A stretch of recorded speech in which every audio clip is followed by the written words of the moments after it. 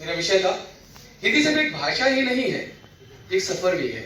सदियों लंबा एक ऐसा सफर जिसमें कई पड़ाव है, कई मोड़ है। सफर पीढ़ियों ने तय किया है। हिंदी एक ऐसी नदी की यात्रा है जिसमें हर दिशा से कई तरह की धाराएं मिलती है। हिंदी ने अपने पास हर भाषा बोली की धारा को बेहिचक स्वीकार किया है। और यदि मैं एज अ विद्यार्थी देखता हूं तो मैंने अपना शिक्षण कार्य प्रारंभ किया था महाविद्यालय से, और अब मैं विद्यालय सेंट लुइस स्कूल में पढ़ा रहा हूं, विभागाध्यक्ष हूं। बहुत सारे बच्चों को ये जब बात करते हैं कि उपवास क्या है तो बोलते हिंदी का वर्ड है। तो जब मैं बताता हूं कि ये मलयाली शब्द है, साधु मलयाली शब्द है, रिक्शा चाइनीज शब्द, तो विश्वास नहीं होता। जब उनको बताता हूं ये डिंगल और पिंगल भाषाएं भी होती हैं तो उनको विश्वास नहीं होता ये डिंगल और पिंगल भाषा होती है। कारण वस्तुतः हमने हिंदी को सिर्फ ज्ञान अर्जन और अपने एक सिंबॉलिक पढ़ाई के रूप में रख लिया है, उसका अंतःकरण में नहीं लिया है।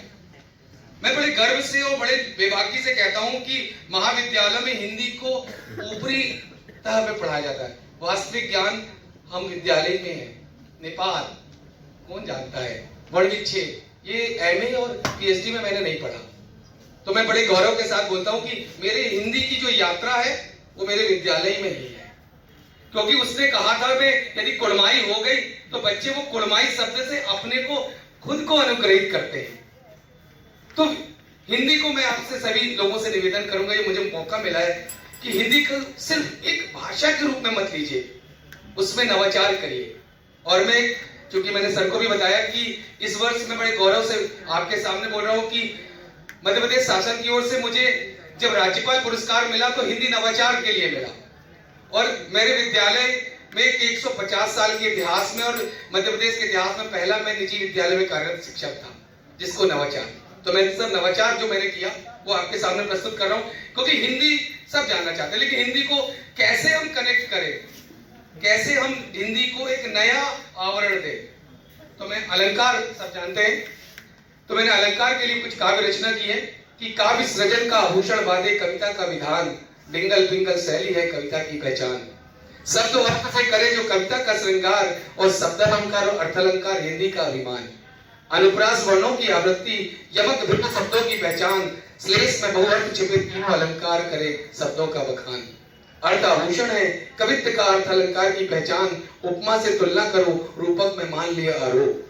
उत्प्रेक्षा में संभावना होता भ्रम का लोप, उपमेय में उपमान का होता जब आरोप।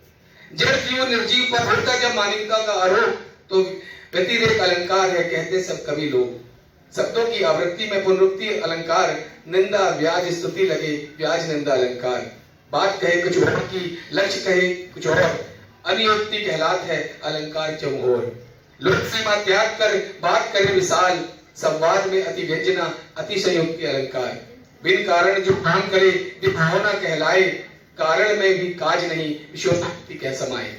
काव्य में अव्यक्ति का तरीकों जो श्रृंगार, अलंकार कहलात है कविता का सृजनहार।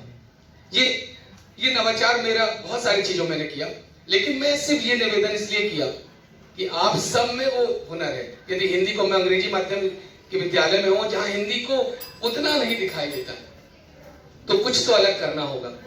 और मैं इन श्रीमद् भागवत गीता की इन पंक्तियों के साथ अपनी बात खत्म कर रहा हूं कि न हम कामे न स्वर्गम न पुनर्भव, कामे दुख ताप्ता नाम प्राणी नमात्मा। मुझे स्वर्ग और पुनर्जन्म की कामना नहीं है, मुझे वो कामना है जो मैं जिस संकल्प के लिए लोगों के बीच में आया हूं। धन्यवाद। जय हिंद।